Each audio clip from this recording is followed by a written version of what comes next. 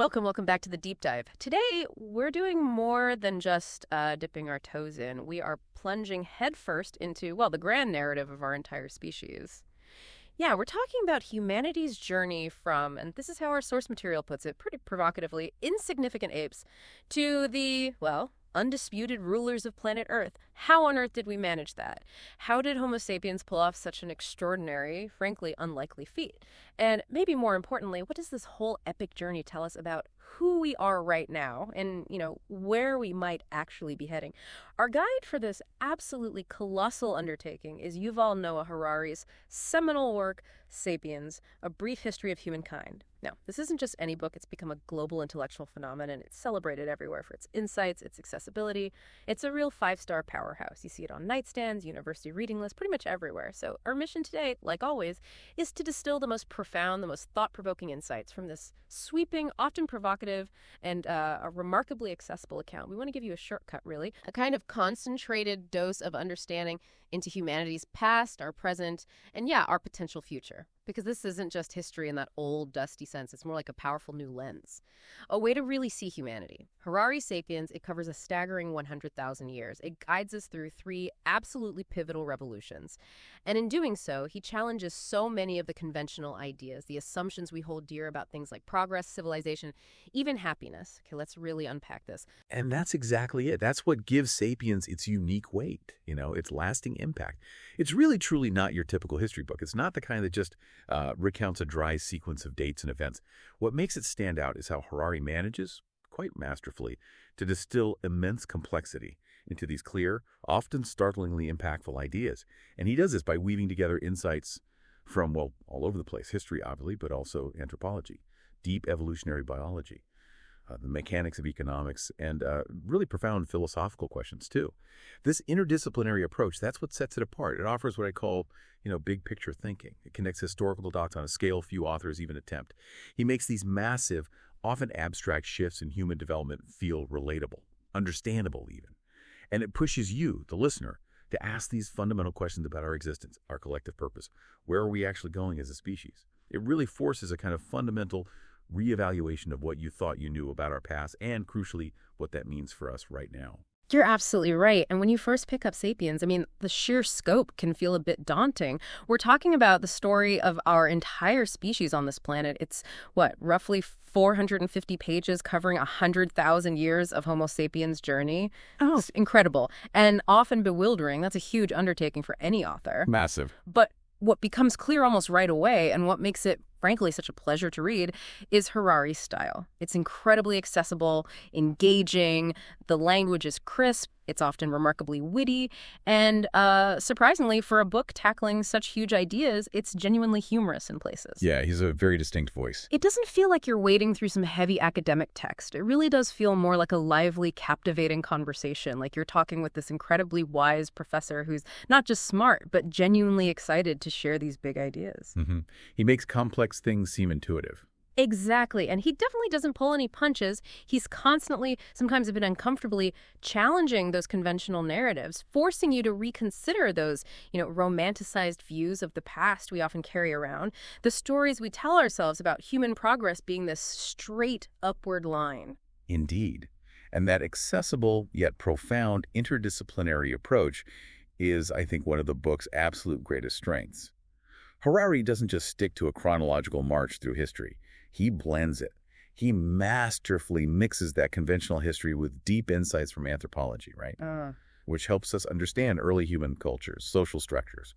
Then he brings in fundamental biology, looking at us first as just another biological organism subject to evolution. Then economics comes in, how material conditions, resource management shape societies. And finally, he wraps it all up in these big philosophical questions about meaning, purpose, the nature of reality itself. It's like looking at it from all angles at once. Precisely. It gives you this multidimensional view that no single field could offer on its own. It's like turning a complex diamond, seeing all its facets, not just one flat side. And that broad perspective is exactly what allows for those aha moments you mentioned, those sudden flashes of understanding. It provides a holistic view that's so crucial if you're a curious mind, really wanting to grasp humanity's whole journey, not just, isolated events. Right. And to help us navigate this huge time scale, he structures the book around these three major revolutions. He sees them as the key turning points. They're not just random markers. They are Harari's main conceptual lenses for understanding how we developed, how we adapted, and how we fundamentally changed everything around us. Okay, so the first of these massive shifts, the one Harari argues, really set us apart from every other species. That's a cognitive revolution. Happened roughly 70,000 years ago, give or take. And this is the period, he says, when Homo sapiens developed what he calls fictive language. It's when we started being able to imagine things that don't physically exist, to communicate in really complex, abstract ways, and crucially, to create myths. These shared stories, shared beliefs that go way beyond immediate, tangible reality, like gods or nations or rights. Exactly, things you can't touch or see. And this is where it gets really interesting and honestly a bit mind-bending. How did this internal shift, just in how our brains worked, lead to such massive, undeniable external changes?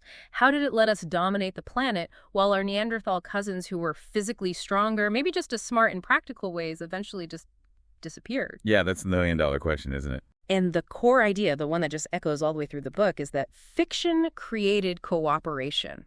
I mean, just think about that phrase for a second. Fiction created cooperation. What does that actually mean for how we understand human society? Its very foundations, even today. It means pretty much everything, according to Harari. What's so fascinating is how he unpacks this idea, fiction creating cooperation. He points out that, okay, other animals can communicate. They can cooperate in small groups. Think of a wolf pack, a chimpanzee troop. Sure. Limited numbers, though. Right. Limited numbers, Here we go. based on personal acquaintance, mostly. But Homo sapiens developed this utterly unique ability to believe in shared myths, collectively. And these aren't just, fairy tales. These are incredibly powerful concepts like religions, nations, abstract legal systems, even something as seemingly concrete as money. Money? How is money a fiction? Well, think about it. A dollar bill, or just numbers on a screen in your bank account. Does it have any real value? You can't eat it. You can't build shelter with it. No, I guess not. Yet billions of people across the globe trust in its worth. We all agree it has value. And it's this collective belief, this shared fiction, that enables global trade, complex financial markets, everything. Without that shared belief, it's just paper or pixels. Wow. Okay, I see. And these shared fictions allowed humans to build complex civilizations, and crucially, to cooperate effectively in unbelievably large groups. Millions, even billions of people, far beyond the limits of family or tribe. Think about a chimpanzee troop again, maybe 50 individuals, max, that know each other well enough to cooperate closely. Now, how do millions of strangers coordinate to build a city like London or Tokyo? Or fight a war? Or run a multinational corporation? It's not because they all know each other personally. Exactly. It's because they share a belief in the same invented stories, the same fictions, religions and empires, for instance. They used grand narratives, shared rituals, common gods or kings to unify millions. They provided a shared purpose, a moral code, a structure for mass organization. He even talks about how in smaller hunter-gatherer groups, gossip was actually vital for social order. Yeah. Talking about who's trustworthy, who cheats, who pulls their weight, that established reputations and reinforced group norms. It kept people in line, basically. Okay, that makes sense for a small group. But as groups got bigger, gossip just couldn't scale. You can't keep track of thousands of people that way. That's when abstract myths, the idea of a shared nation, a single powerful God, universal laws became more powerful than even weapons, because they could compel cooperation on a scale that force and personal ties never could. So it's our ability to collectively believe in things that aren't physically real. That's the key, Harari argues. That ability is unique to Homo sapiens. It's what let us outcompete other human species and eventually reshape the entire planet. And if you connect this to the bigger picture, just look around. It's fundamental to almost everything in our modern world. Our economies, our political systems, corporations, human rights. So much of what we consider real is built on these powerful shared fictions. That is such a radical shift in perspective. It really reframes, well, everything about how societies function. It makes so much sense when you lay it out like that. Okay, so let's fast forward. Tens of thousands of years later, carrying all this baggage of shared fictions, we hit the second major turning point Harari identifies, the agricultural revolution. This kicks off around 12,000 years ago, and it's this moment that fundamentally shifts humanity away from foraging, hunting and gathering, constantly moving towards settled farming. Planting crops, domesticating animals, building villages. Exactly, building permanent settlements. And this is where Harari drops another one of his intellectual bombshells. He presents this argument that just completely challenges our usual story of progress. Right, the idea that farming was this great leap forward for humankind. Yeah. He argues that this revolution, far from making life easier or better for the average person, actually made it harder, not easier, for the individual human. It's a massive claim. It really is. So what does this do to our deeply ingrained idea of progress? The story that we've steadily marched forward to a better, easier existence. How could a shift that seemingly led to food surpluses, eventually cities, art, writing, how could that possibly be seen as, well, a mistake, or at least a bad trade-off? It's genuinely one of the most provocative claims in the book, and definitely one that sticks with you. What's fascinating is how he just systematically dismantles that romantic view of farming. He asks us to seriously consider if individuals actually benefited. So how does he build that case? Well, his argument goes something like this. Okay, yes, the agricultural revolution absolutely allowed for a massive increase in the total human population, no question. A small patch of land could suddenly feed way more people than it could support through foraging. More food, more people? Makes sense. But for the individuals involved, it often led to a much narrower and, frankly, less nutritious diet. Instead of the varied diet foragers got nuts, berries, different roots, various animals, farmers often became heavily reliant on just one or two staple crops. Wheat, rice, potatoes, whatever it was. Putting all their eggs in one basket, basically. Pretty much. Which made them incredibly vulnerable. If that one crop failed due to drought, pests, disease, you had widespread famine, something foragers who could move or switch food sources were less susceptible to. And then there's the labor. This new farming lifestyle required vastly more work, and it was often incredibly repetitive, back-breaking labor compared to the more varied activities of a hunter-gatherer. More work. I always imagined farming leading to more leisure time. That's the common assumption, but Harari challenges it strongly. Farmers had to clear land, plow, sow seeds, constantly weed, protect crops from animals and thieves, haul water, harvest. It was relentless, year-round toil for many. And archaeological evidence seems to back this up. Skeletons from early agricultural sites often show more signs of malnutrition, vitamin deficiencies, spinal problems from hard labor, compared to hunter-gatherer skeletons from the same period. Wow. Plus, settling down in dense permanent villages, often living cheek by jowl with their domesticated animals, exposed humans to a whole new world of infectious diseases. Many major epidemic diseases, smallpox, measles, flu, likely jumped from domesticated animals to humans and then spread like wildfire through these crowded, sedentary populations. Foragers living in smaller mobile bands were less exposed. So worse diet, more work, more disease. It's not painting a rosy picture. Not for the average farmer, no. And on top of that, this shift laid the groundwork for much greater social inequality. Producing food surpluses meant not everyone had to farm. So you get specialization, craftspeople, soldiers, priests, kings. The beginnings of complex society. Exactly. But it also meant the accumulation of wealth, land, grain, and power by a select few. This led to rigid hierarchies, exploitation, peasants supporting elites, things that were far less pronounced in the generally more egalitarian foraging bands. So the surplus that enabled civilization also enabled inequality. That's a big part of his argument. And his most provocative soundbite, the one that really sums it up, is that wheat domesticated us, not the other way around. What does he mean by that? He flips the script. Instead of us cleverly manipulating wheat for our benefit, he argues that wheat manipulated us. This plant species, wheat, convinced Homo sapiens to radically change their lifestyle, to work much harder under worse conditions, clearing forests, hauling water, dedicating their lives, all so that wheat could spread across the globe. From his perspective, it was a brilliant evolutionary strategy. That is quite a thought. Wheat as the master manipulator. It makes you reconsider who benefited most. And this leads directly into another major theme. Harari seriously questions whether human happiness has actually increased since the agricultural revolution, or even with civilization in general.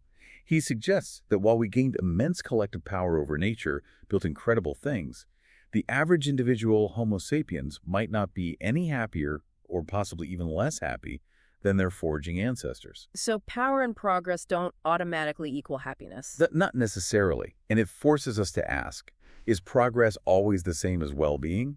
Is more always better? What's the actual goal here? And if you connect this to the bigger picture, Yeah, this shift laid the foundation for so many modern problems. Population pressure, deep social inequalities, maybe even our fraught relationship with the environment started here. It was the necessary step towards complex societies. But Harari argues it came at a huge, often ignored cost to the individual human experience. And what a profound cost that seems to be, still echoing today. Okay, so from those early fields, we make another massive leap forward in time to the third, and you could argue the most globally transformative revolution Harari discusses, the scientific revolution.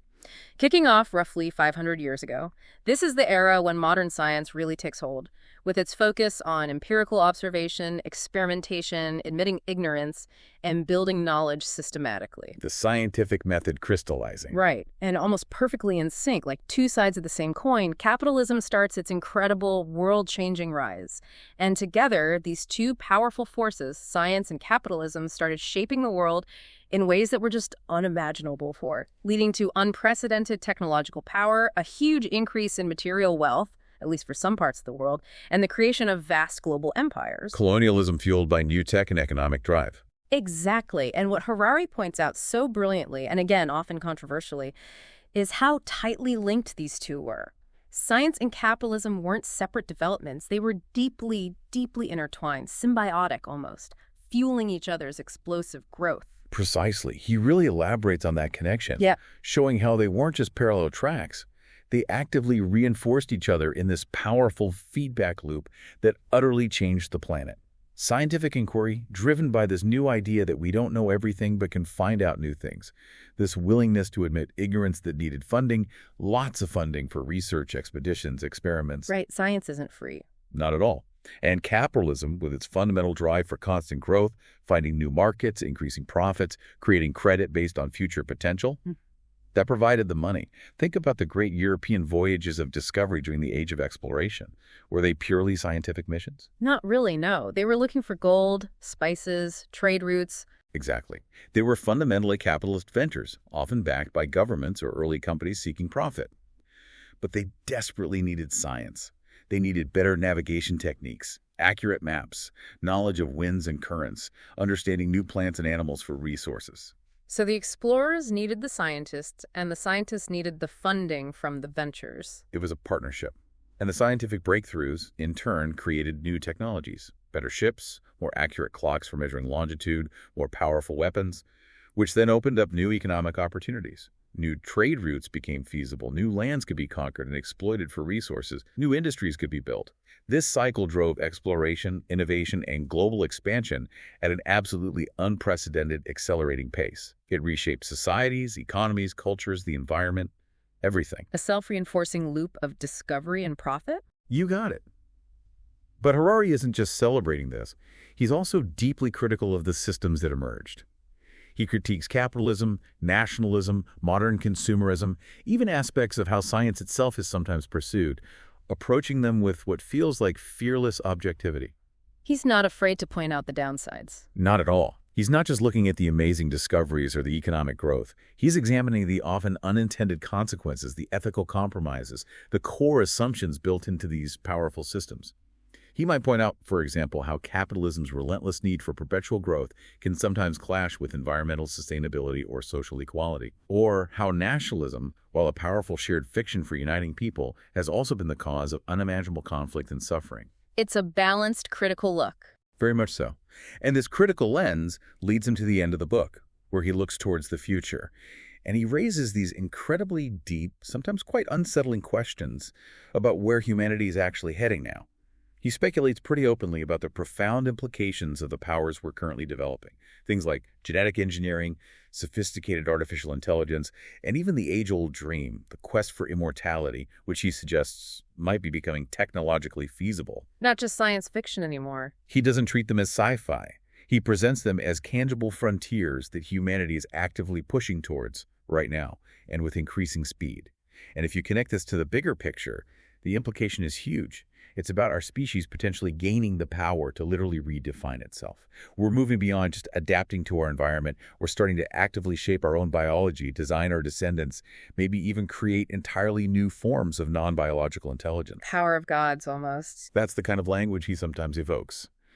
And it forces us to confront these massive critical questions. What are the real existential implications here? What happens if, or when, AI genuinely surpasses human intelligence across the board?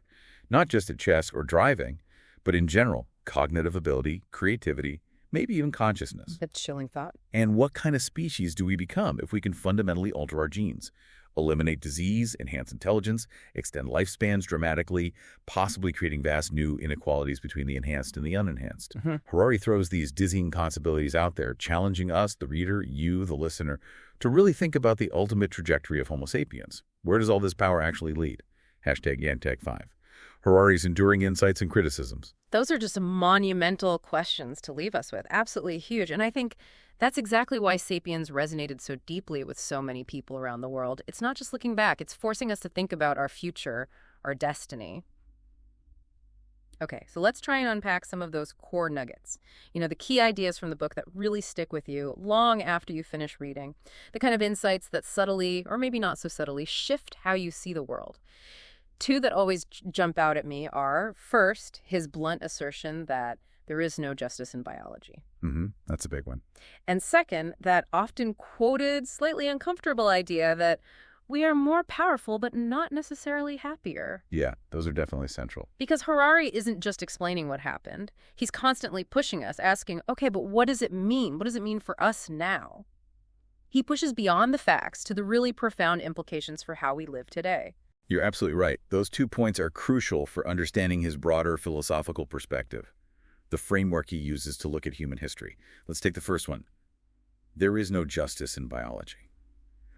What he's really getting at there is that the natural world, the process of evolution by natural selection, it doesn't operate according to human concepts like fairness, equality, or morality. Nature doesn't care if something is fair. Exactly. Evolution is driven by survival and reproduction. Whatever traits help an organism survive and pass on its genes tend to spread, regardless of whether we'd consider the outcome just or right. There's no inherent fairness in which species thrives or which individual suffers. And this biological reality often stands in stark contrast to our deeply ingrained human desires for fairness, for equality, for justice. It creates this constant tension. The tension between nature and human values. Right. It drives so much of our social, political, ethical efforts. We spend enormous energy trying to create systems of justice, laws, moral codes, trying to impose fairness onto a universe that fundamentally seems indifferent to it. This insight forces you to realize that our cherished notions of right and wrong, justice and injustice, good and evil, they are powerful human constructs.